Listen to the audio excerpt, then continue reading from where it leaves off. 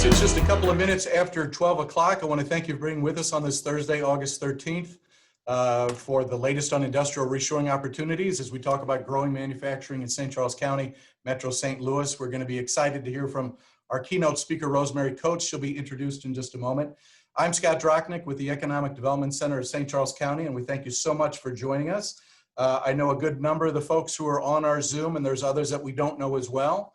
So if you're joining us for the first time, happy to let you know that the EDC is celebrating its 30-year anniversary of serving out here in St. Charles County, the eastern part of St. Louis metropolitan area. Our focus is on being a catalyst for growth so that industries, communities, institutions, and individuals flourish and succeed in St. Charles County and in the St. Louis region. Our key services focus on business recruitment and retention, business financing, business counseling, business incubation. We also have public policy initiatives and local regional marketing. With that said, we're pleased to be co-hosting today's event with the Manufacturing Task Force. That's a committee which is part of the St. Charles County Workforce Development Board. And the chair of that board is Mike Holbert, who's also director of St. Charles County Department of Community Development. He's going to introduce Rosemary Coates in a moment, and she's asked if we can hold all of our questions until the end.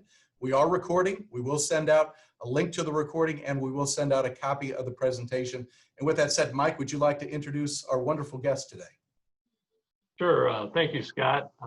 So as chair of the St. Charles County Manufacturing Task Force, I can tell you we have been discussing opportunities to promote growth and health of manufacturing in St. Charles County and the St. Louis region for many years now. One of the many important lessons we can learn during this global pandemic is the need for more vital products to be made in the USA and to tighten up the supply chain. When the task force last met in May, we had a great discussion about a survey that was showing companies were already indicating a greater willingness to bring production and sourcing back to North America. So this topic is very timely, and I look forward to hearing more about how our region can capitalize on reshoring opportunities from Rosemary Coates, who is the president of Blue Silk Consulting, a global supply chain consultancy. She is also the executive director of the Reshoring Institute, which is a 501c3 nonprofit collaboration with 6 universities across the United States.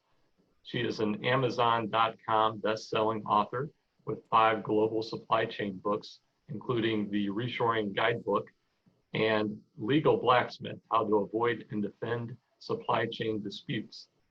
Ms. Coates earned an MBA from the University of San Diego and a BS in Business Logistics from Arizona State University.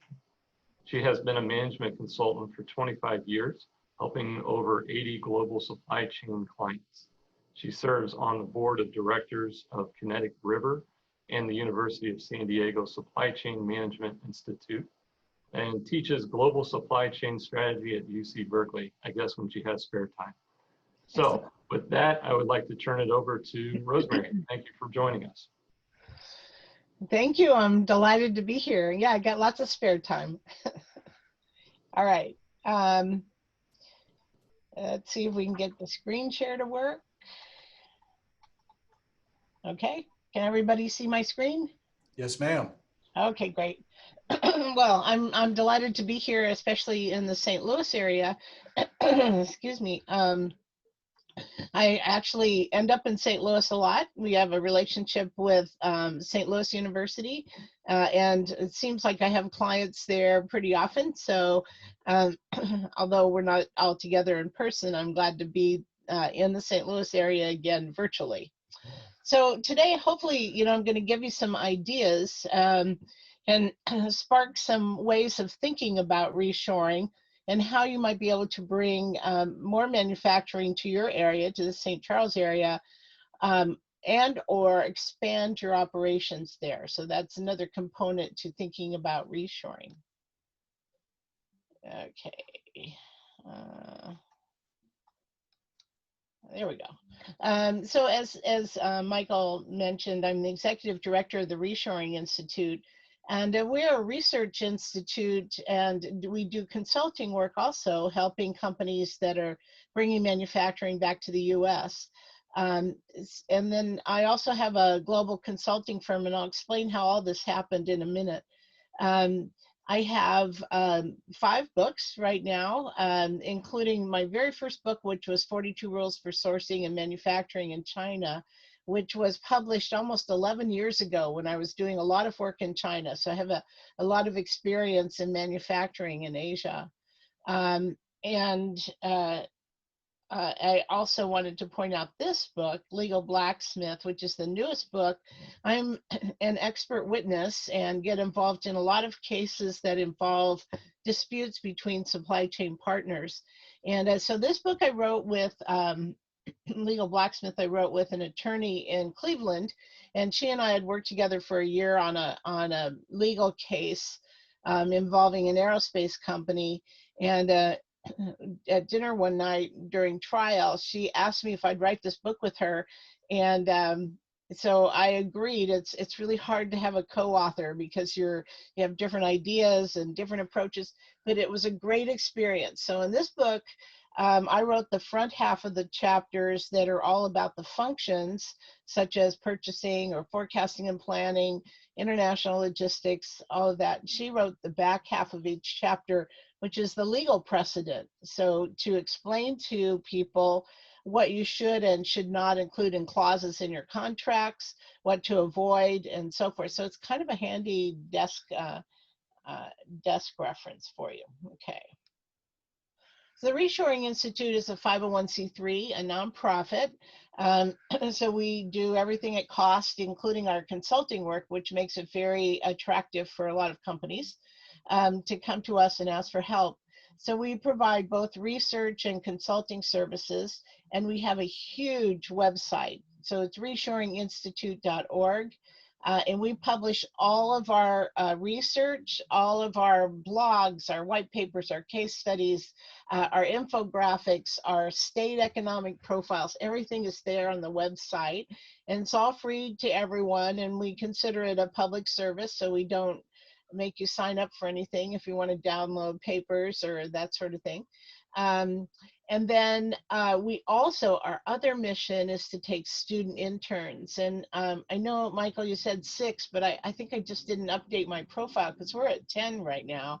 So we have student interns that are paid internships from all these universities across America. And we generally take graduate student interns, and we pay them to work 100 hours for us. And usually that's on a research project.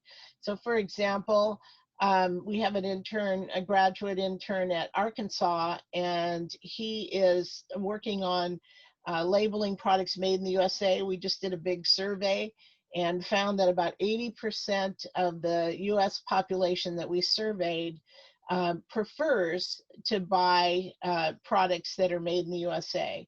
And they're willing to pay up to 20% more. So these are important statistics, and we're going to publish that probably next week.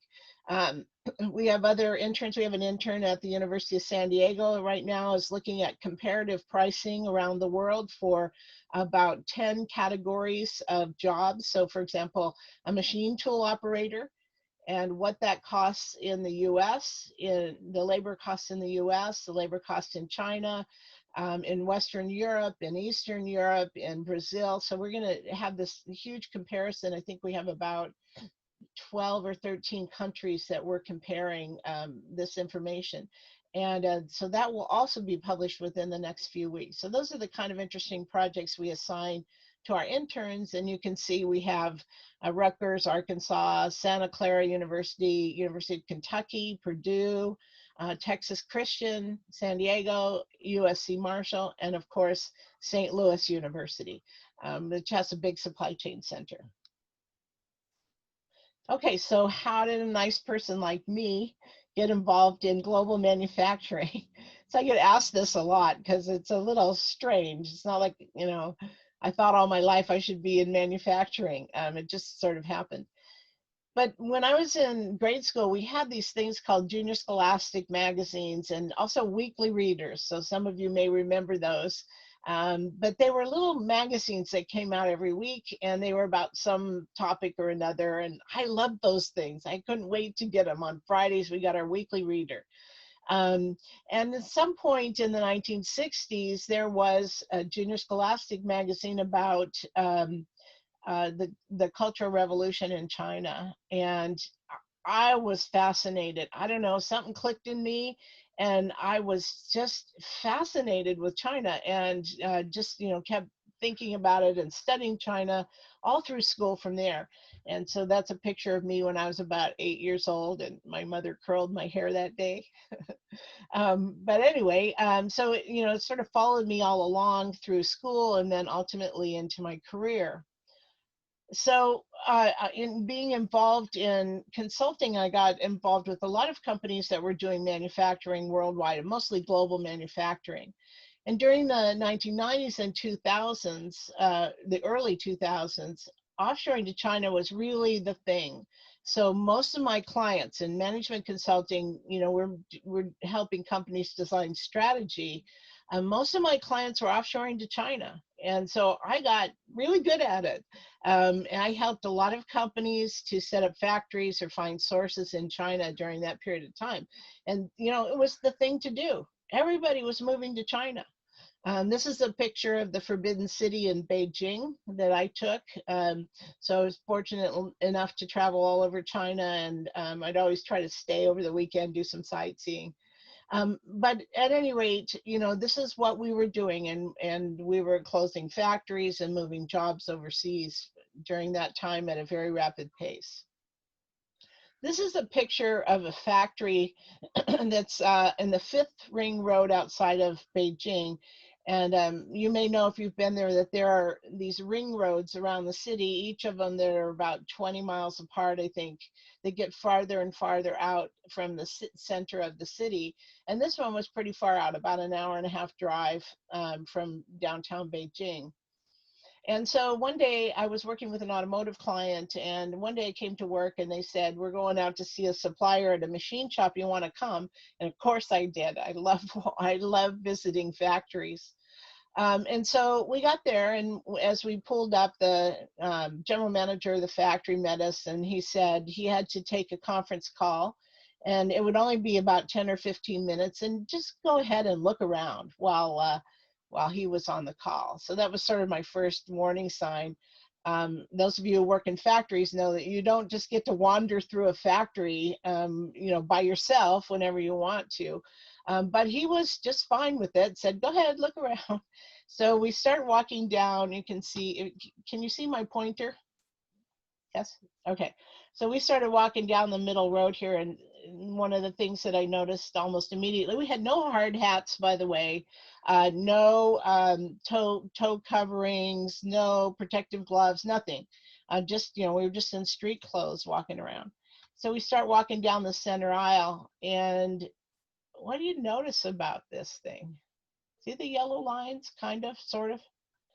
If you're in a Western factory, you know that there are yellow lines everywhere, and you must stay within those yellow lines when you're doing a factory tour. Well, here, you could just barely see them. So these are all machines that were going, and there's metal scraps flying off them and so forth. This guy here was running some kind of stamping machine. He had no toe protection. He had those little black Chinese cloth shoes on, no gloves, no eye protection, no hard hat. And I saw that, it made me feel very uncomfortable, but we kept walking. So here are my colleagues that are talking to one of the machine operators there. And we got to that point, and I thought, man, it's too dangerous for me to be in this factory. And so I backed up, and there was a little mezzanine there. So I went up and started taking pictures, which is another funny thing, because you never are allowed to take pictures in a factory, in a Western factory. But they said, sure, take all the pictures you want. And this was really one of their best machine tool vendors for this company. And you can see, as a result of this picture, and the reason why I share this, is you can see why it's so inexpensive to manufacture in these countries. The safety rules are just not there, right? They're operating these machines constantly. They're not in sync. There's no investment in, how the factory should look. Um, there were no environmental rules. In fact, the factory smelled really bad too. I don't know what it was, some chemical, but it smelled bad. So, these kind of environments that don't require any additional safety are really inexpensive to operate. And that's the reason why not only the labor rates are low, but also the operating costs are low. And that was the attractive nature for so many of my clients at that time. So between 2001 and 2012, the US lost about 2.7 million jobs to offshoring. And I say 2012 because that's a key tipping point, and I'll explain that in a minute. So, we shuttered factories all across America. And I was a part of that. And I got to tell you, I wasn't very proud of it either. And then in 2012, there was a pivot point. So both Barack Obama and Mitt Romney were China bashing like crazy during this election. They were saying, China, it's all China's fault, and China's stolen all of our jobs, and they're unfairly competing on currency adjustments and so forth. And I'm like, oh man, I can't tell anybody what I do for a living. This is just awful. And I was already beginning to feel kind of bad about the whole situation. And then we had a little family reunion. So these are my grandkids. Isn't she cute? She's my favorite. I guess you're not supposed to have favorites, but anyway, we had a family reunion, and I'm already thinking about all this stuff. And I looked at these kids, and one wants to be a baseball player, and one wants to be a ballerina, and one wants to be a fireman. And I'm thinking, they are not going to have a future if we continue to ship manufacturing offshore, which is a backbone to our economy. They are not going to have a future. And so that was really the tipping point. And so because what was going on with the election, and all of a sudden my clients were sort of a little chatty about whether or not they should actually offshore. And so what we did, I called all my people together from my consultants, and we, our leadership team, and we designed a methodology for evaluating whether or not you could actually bring manufacturing back. And so we designed this methodology, and it ultimately became the book, the Reshoring Guidebook that we pointed out before. But that methodology took into account all the cost factors, the marketability of products labeled in Made in the USA, the involvement with economic development groups such as St. Charles County, the tax incentives, and so forth.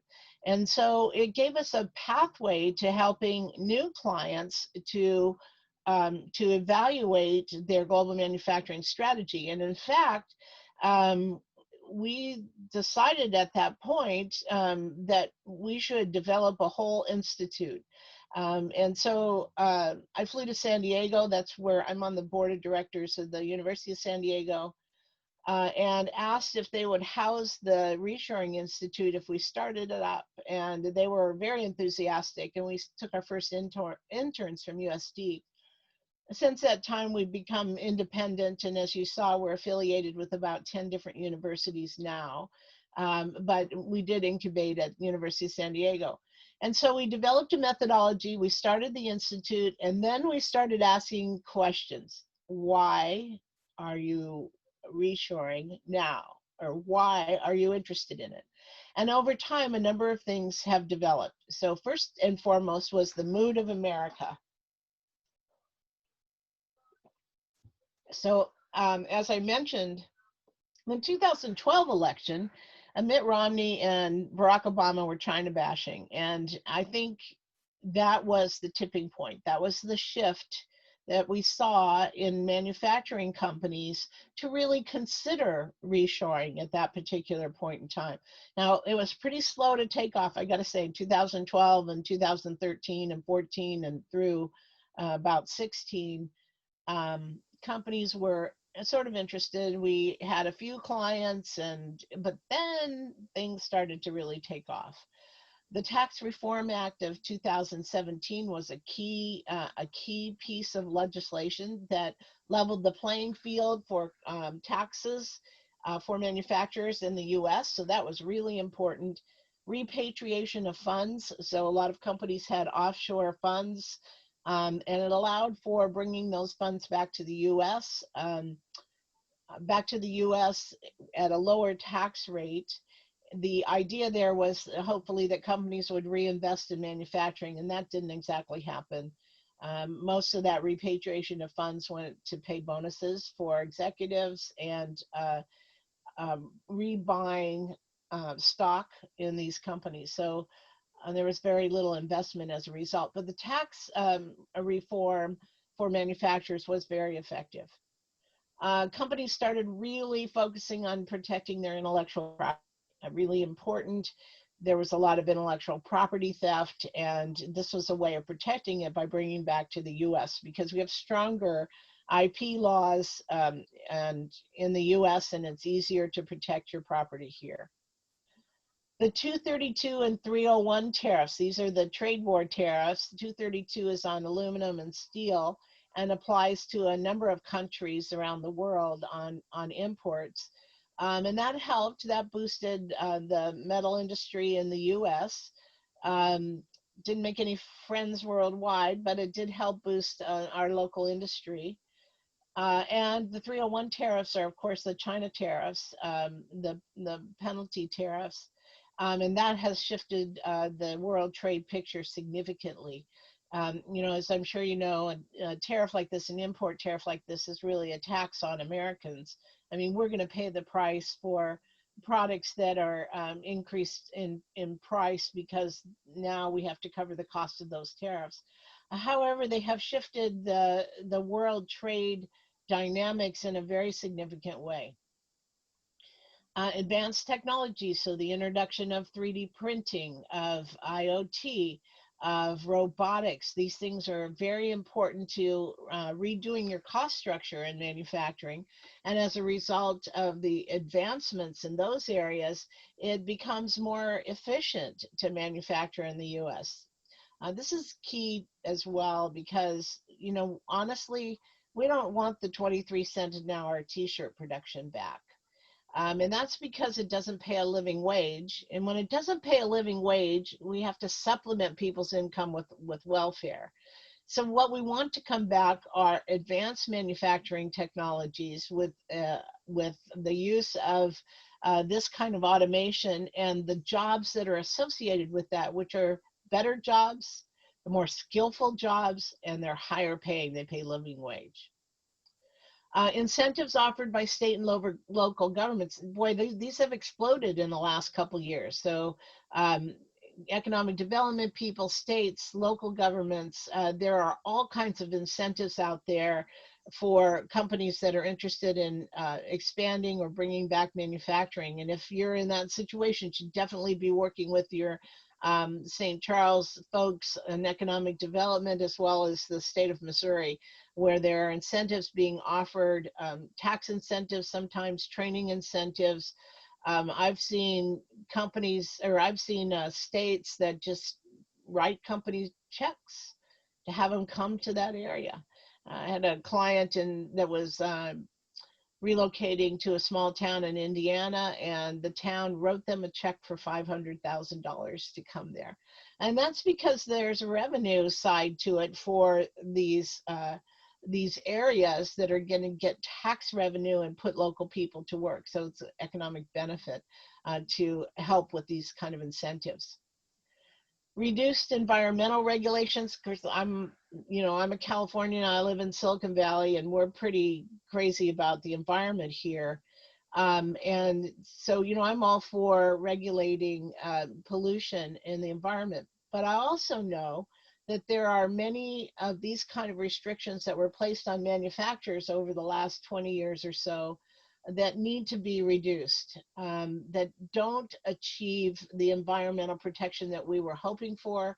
and don't help with the economic development. So there's some balance that needs to be achieved there in lifting some of those regulations and still at the same time protecting our environment.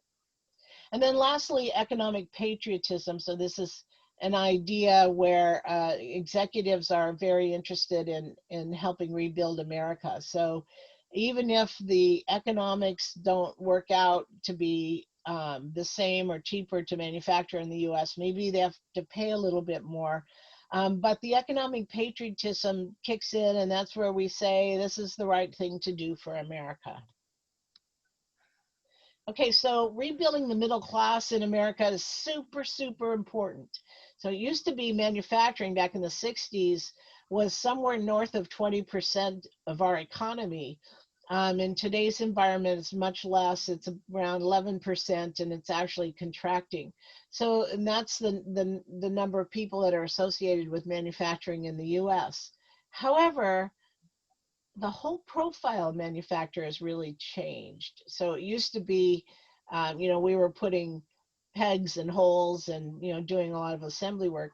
Today's factory is more likely to look like it's full of robots and the workers are managing the robots. And these factory jobs are significantly more sophisticated. They require better skills, more training, and they pay better.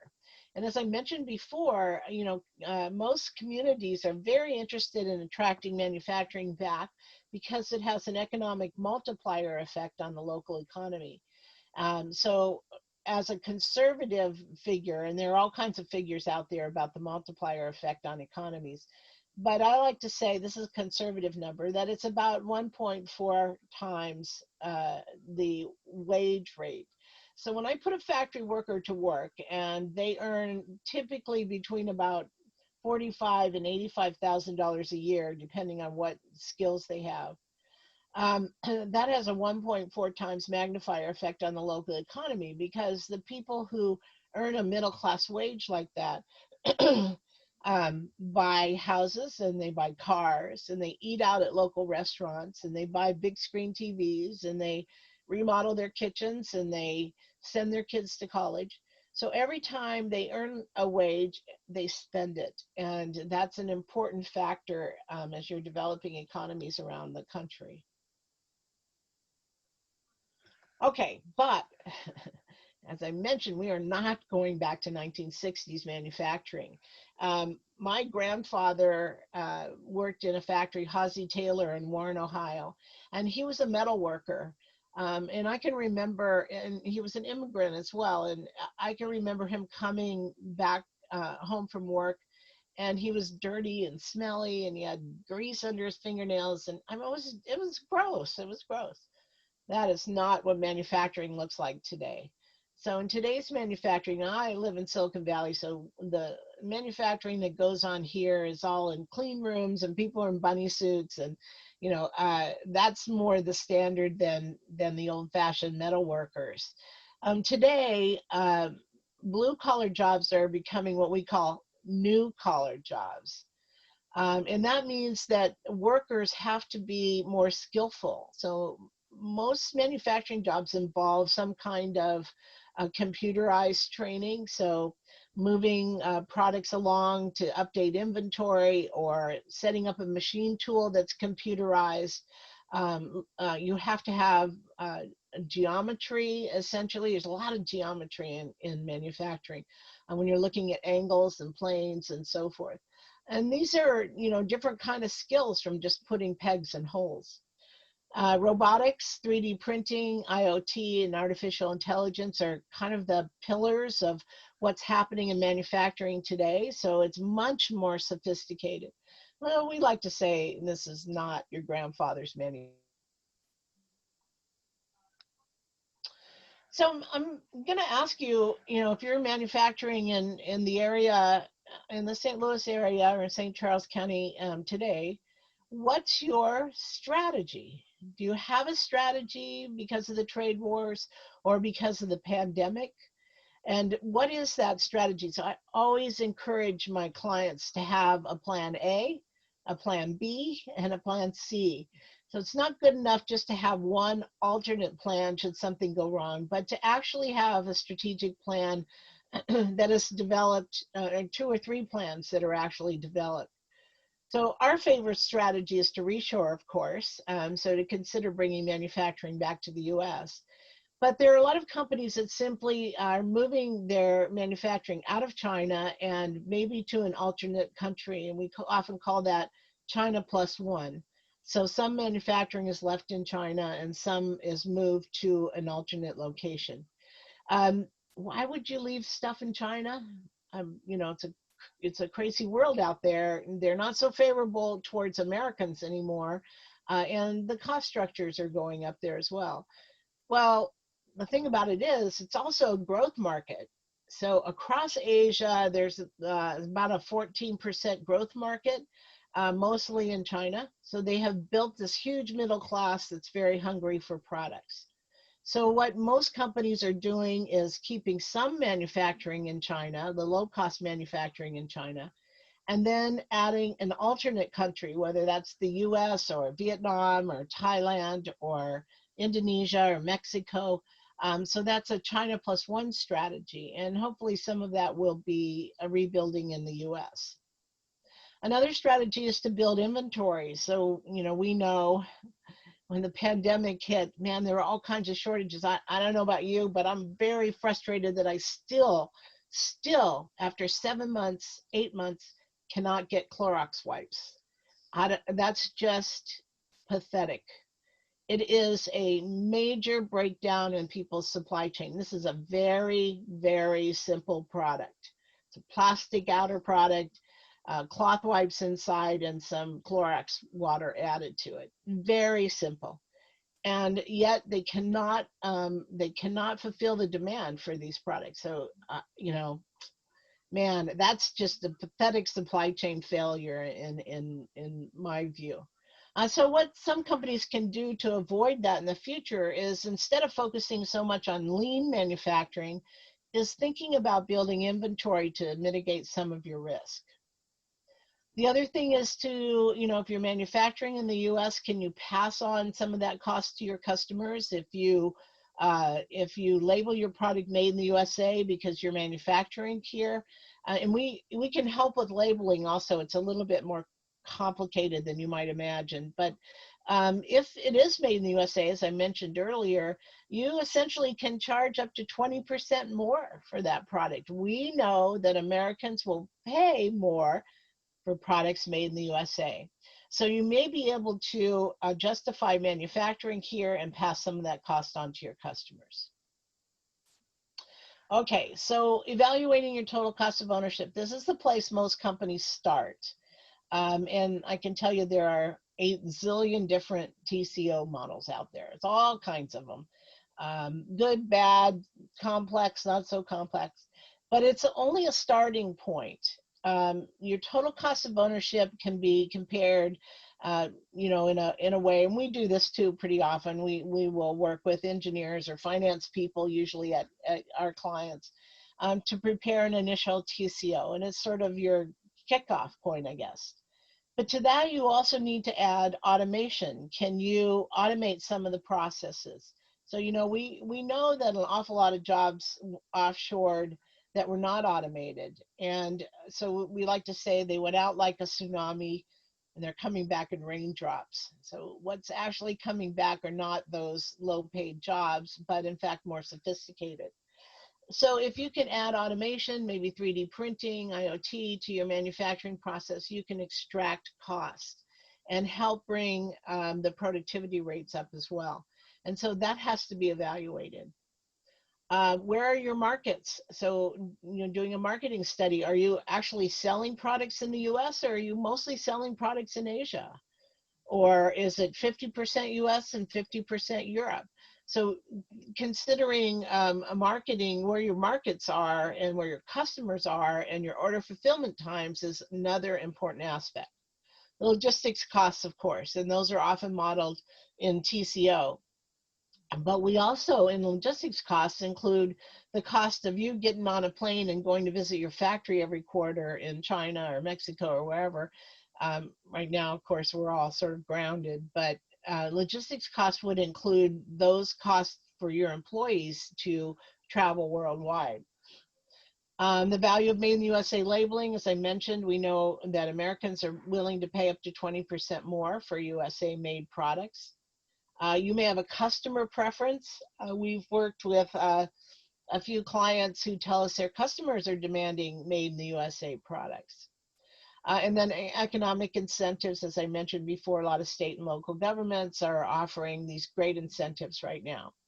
But every company is different. So don't let anybody tell you that there's some generic TCO model out there that's going to work for everybody. It's not like that. Your business is unique. You have unique aspects of cost structures. You have unique aspects of your customer base and so forth. So as I mentioned, the TCO model is only the place to start, but it has to be uniquely driven by each customer. This is an important thing to consider. Because I spent so much time in China, I know a lot about the regulatory environment and things that happen in China. If you're manufacturing there, it is not easy to leave, not easy. And I've had to have some hard conversations with some of my clients about trying to extract themselves from China. For example, tools and dies and molds that you may have shipped there and you think you own, you may even have a contract that says you own it, will never come back. And that's because the Chinese culture, when you ship a tool or die or mold over there, they believe that becomes part of the infrastructure of the factory and they own it. And here's the other aspect is the Chinese government is never going to let you re-export those products. So, you know, I've had to have some tough conversations with CFOs saying you're going to have to write off that tool because it's not coming back. They're just never going to ship it back to you.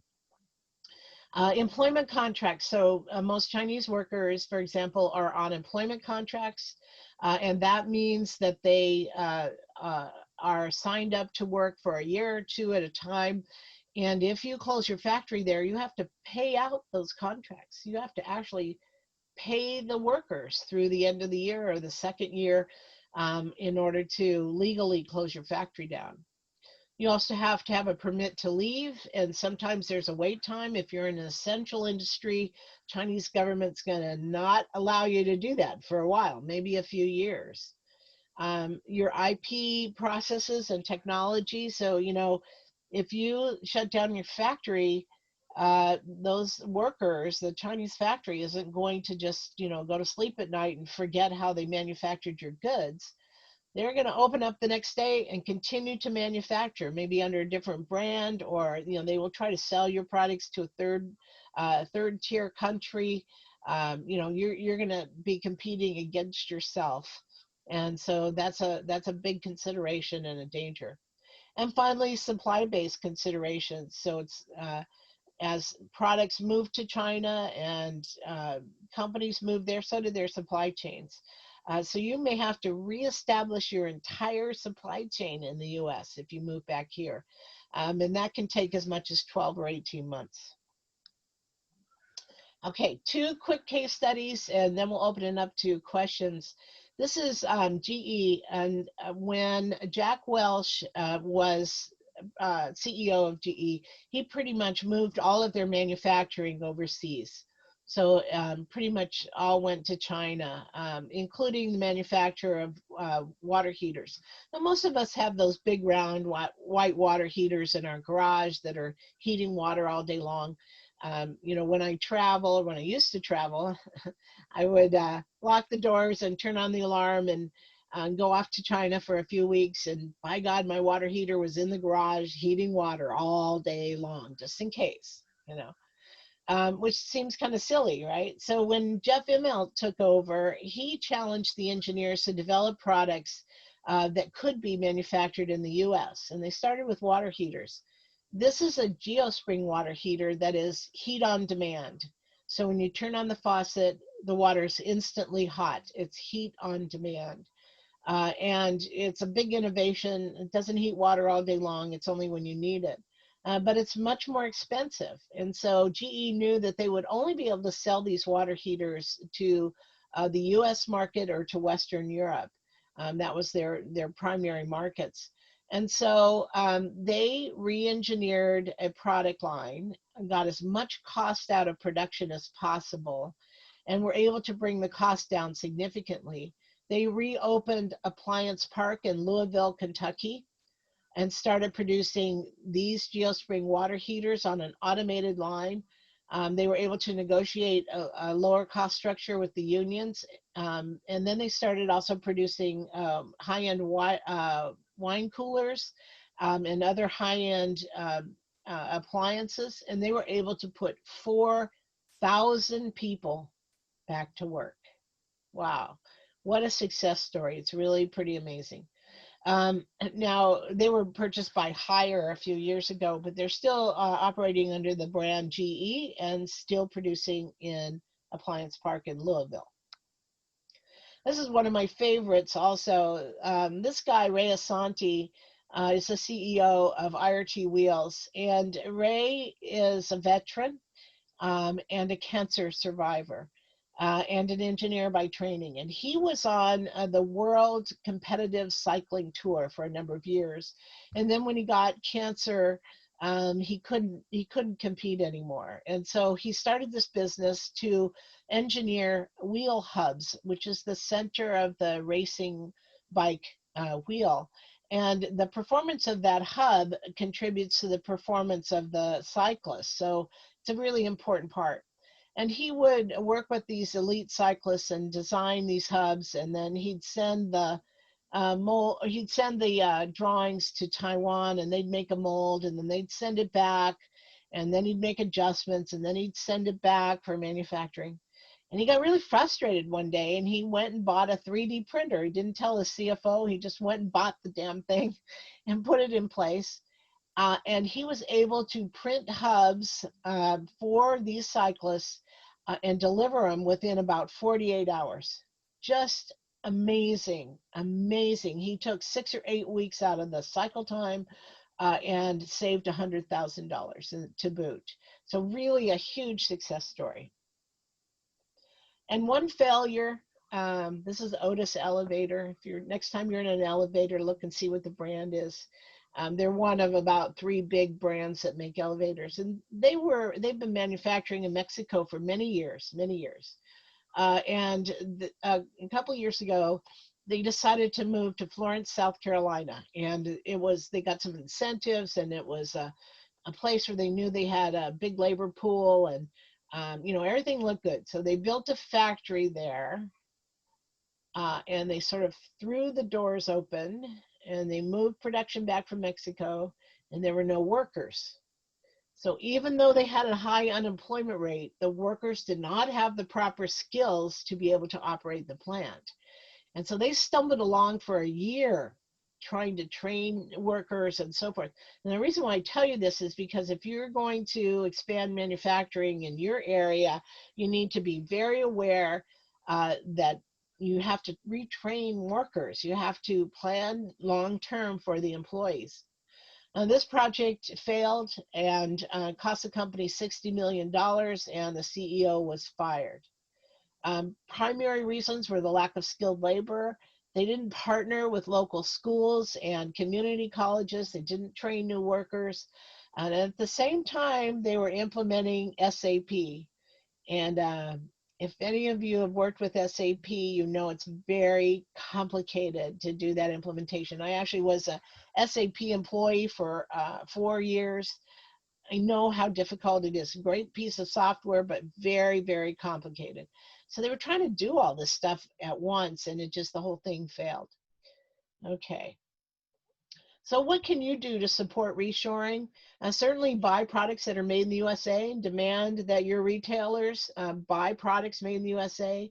Certainly support STEM skills and programs. As I mentioned before, manufacturing requires a lot of new skills, computer technology, geometry, and basic mathematics, really important. So supporting those STEM skills in elementary schools and high schools is key. It's really important. Change the way you talk about manufacturing. So, I have 2 kids and 5 grandkids, and it never occurred to me Even though I'm in manufacturing, it never occurred to me to talk to my kids about manufacturing. Um, and so I think we need to change the way we do that. I mean, manufacturing's pretty sexy these days. It's computerized, it's advanced manufacturing, it's solving all kinds of problems, it's patriotic. There are all kinds of reasons why we should change the way we talk about manufacturing. If you own stock in companies, you get those little voting things in the mail. I always scroll across them. Bring manufacturing back. And I send them back. And, I think eventually most companies get the message. And then finally, support and vote for politicians with a strong and viable jobs platform. And I don't mean just, happy talk. You need to really dig down and ask these politicians, how are you going to do it? And make sure that they have an in-depth and viable jobs approach and platform. So this is my contact information. As I mentioned too, our reshoringinstitute.org is a huge website, and you're free to snoop around there and download things that might be of interest to you, or reach out and contact us, and we'd be happy to help. So at this point, Scott and Mike, I'd like to open it up to questions.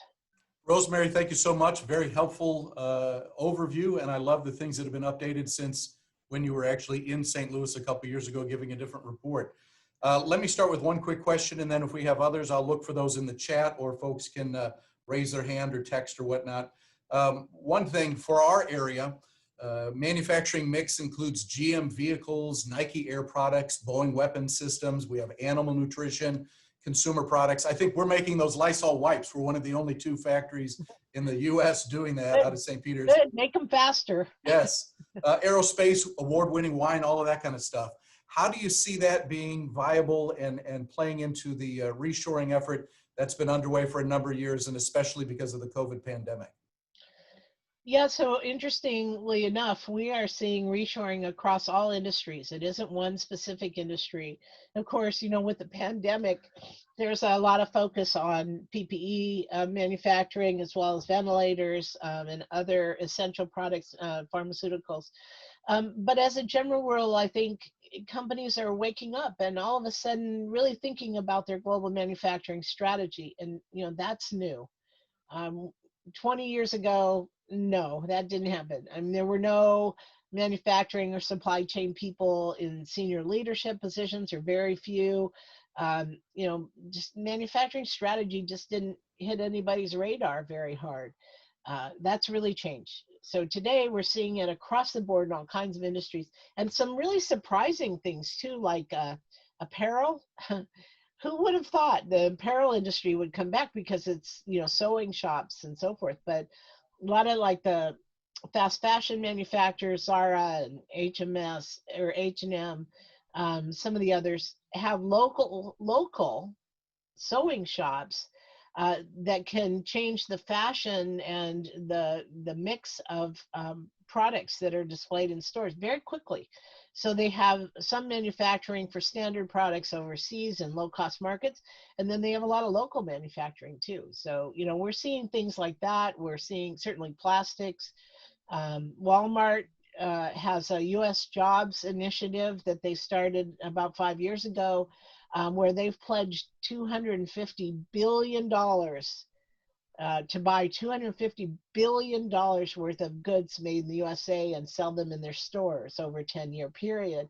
And that has driven a lot of industry back, especially like in plastics, small motors, and other consumer products. But the fallout of that is that many manufacturers are able to take advantage now of those suppliers that have relocated to the U.S. Rosemary, I know a couple of years ago in one of your books that I was reading through, you had predicted that maybe 10 to 30% of goods imported from China, including machining, would probably shift back to the U.S. by 2020. Well, we're in 2020. Of course, the pandemic has hit as well. I'm just curious how that prediction is holding up. Yeah, I think maybe it was a little bit overblown, but and a little too early, perhaps.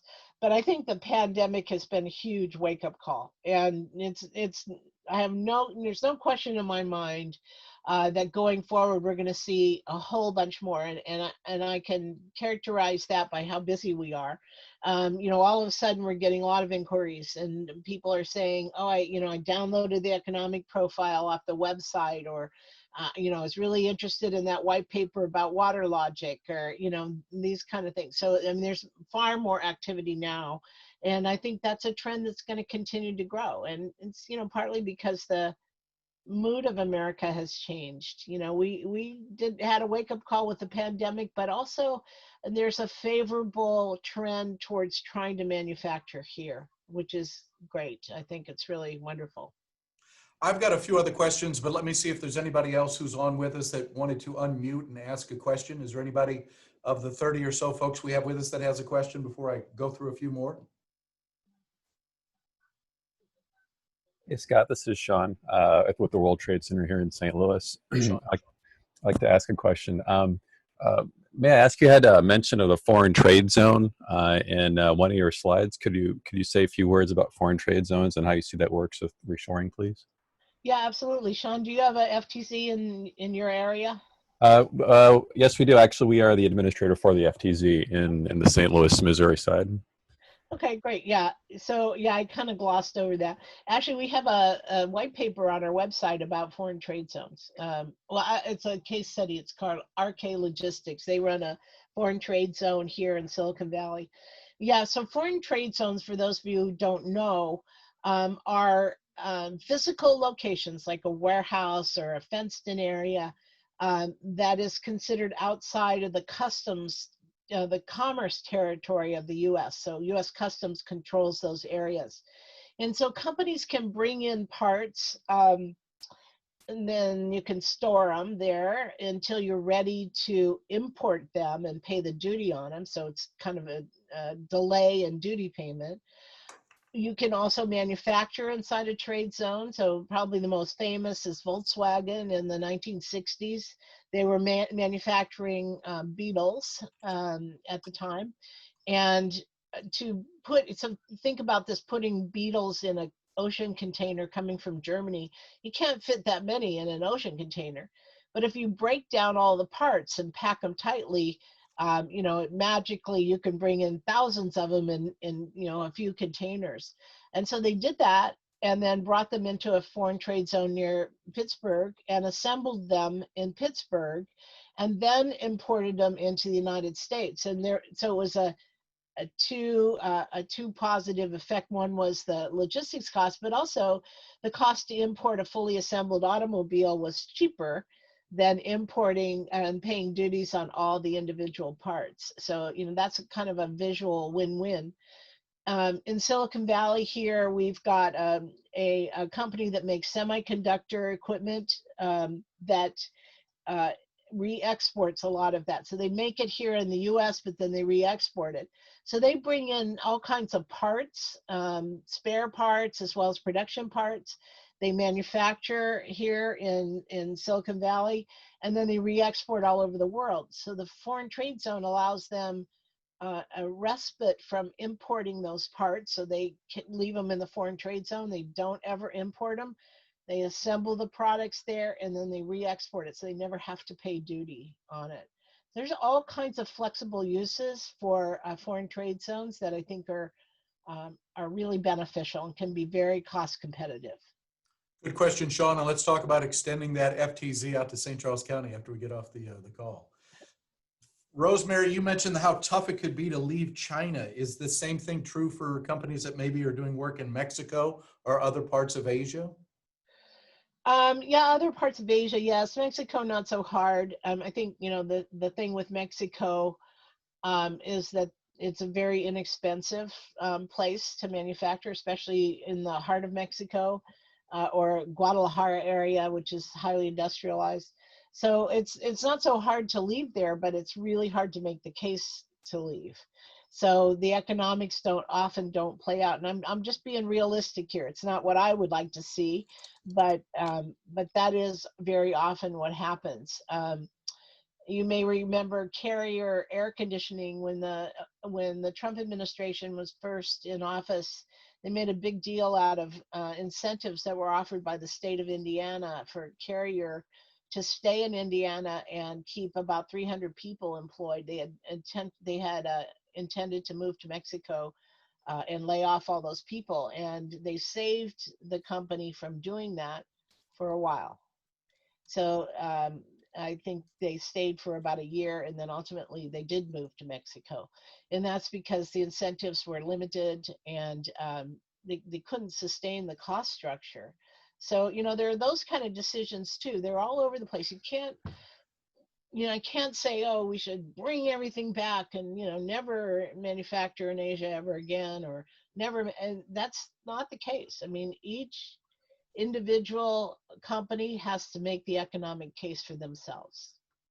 Rosemary, one of the questions that's come to us is whether or not you're seeing CARES Act funds being used in any communities around the U.S. to assist in reshoring efforts.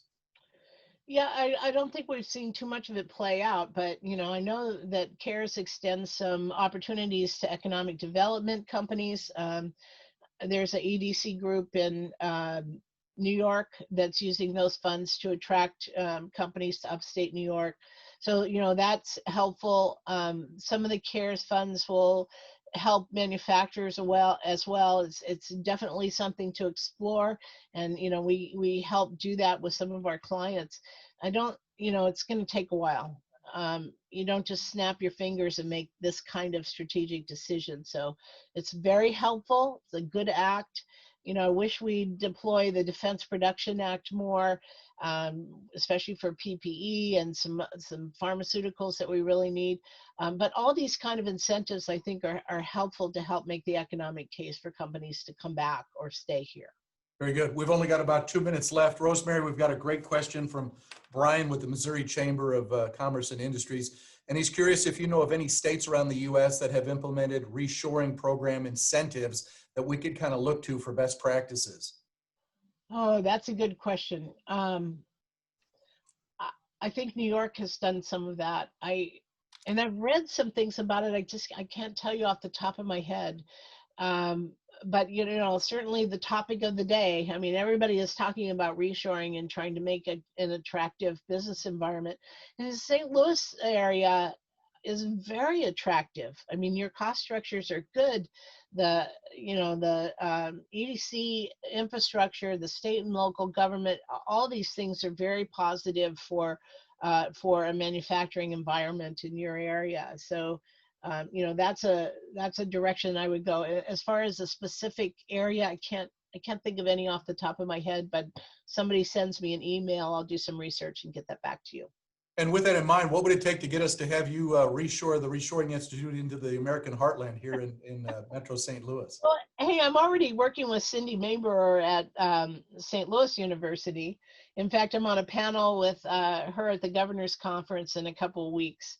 And I spent a lot of time at SLU and in the area. So, or I used to visit back in the day when I got on airplanes. Yeah, there we go. I do have a client in Springfield also that I just did a made in the USA labeling project for. So yeah, I'm there pretty often, and I will come or visit you on Zoom anytime you want. Very good. We're gonna think about a part 2. There was one more question, and I know we're right at the 1 hour mark, but let me get it in if we could under the wire. And this one relates to how do we support skilled labor in St. Charles County if we're going to pursue more manufacturing and reshoring. So we've got an annual manufacturing day. It's had to become a virtual event. There's apprenticeship programs. We're trying to get more companies to do job shadowing and allow tours and things. We've got a very active trade school, a couple of initiatives, both from the community college and from some private institutions like Rankin Technical School and State Tech College. Some of these folks are actually on the phone. Other groups are looking into it. There's funding out there to train people and get them involved, to get them job shadowing and get them trained. But sometimes getting the appetite for students or the younger generation to get into it's been a little tough. Have you seen anybody that's really been able to do that anywhere else since you've worked in China and other places around the world? Yeah, I wish there was a silver bullet and we could say, oh, we're going to train welders and magically jobs will appear. It's hard work. You have to match the demand for especially welders and tool and die makers. They're in high demand. or they were. I mean, you know, honestly, I mean, we're in a recession right now, and I think until we get through this pandemic and start to rebuild, there's going to be sort of waning demand, but it will come back, and it'll come back furiously. I mean, we have offshored so many jobs and skills that it's time for us to rebuild those in America so that we can put people back to work, and we will. I'm very confident that when we're done with the pandemic and we start to rebuild from the recession, we're going to see a bursting of manufacturing, and it should be very positive for us. Very good. Let me see if my co-host Mike Holbert's still there. Mike, did you want to say anything as we get ready to close out? First of all, thank you very much, Rosemary. That was very enlightening and helpful information. I had not ever really, and I don't know why, but I had not really ever considered the impediments that exist to companies wanting to leave China or other nations, other countries, and how difficult that may make the process. So that just adds to the process of trying to help encourage the reshoring, and how do we combat that and how do we deal with that. So just more thought for us to consider. But all in all, thank you very much. I don't have any other questions. I just wanted to thank you for being here. Rosemary, we want to thank you for spending time with us. Thank you for your presentation. We did record today's webinar. We're going to upload that link at some point, as well as send out the presentation that you provided to us. I've been reading through some of your materials in your white paper, excuse me, and case studies, very helpful stuff. So we may look to you for some more in-depth discussion, either on a public group side or even on a smaller, hey, let's talk more individually with some of the efforts we're doing. And folks, you see the contact information that's here. Thank you for being part of today's discussion about reshoring and how we can impact manufacturing in Metro St. Louis and in St. Charles County. And Rosemary, thank you so much. Stay healthy, wear a mask, stay out of trouble, and let's bring some more manufacturing back to the U.S. Folks, thank you for joining us. Have a good rest of the day.